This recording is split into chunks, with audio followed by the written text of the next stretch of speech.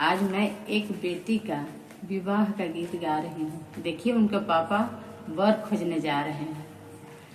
अरे बेटी के बाबा हो बर खोजे चले ले, बेटी के बाबा हो बर खोजे चले ले, बेटी चौकठवा धैले ठाढ़ लाला, बेटी चौकठवा धैले ठाढ़ लाला।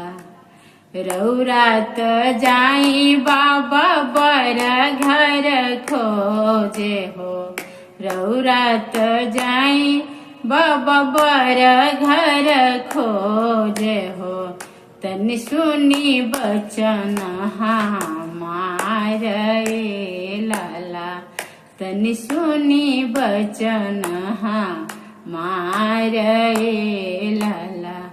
अपना ही जोगे बाबा समाधि खोजबी, अपना ही जोगे बाबा समाधि खोजबी, नग्रही जोगे बरी यात लाला, नग्रही जोगे बरी यात लाला।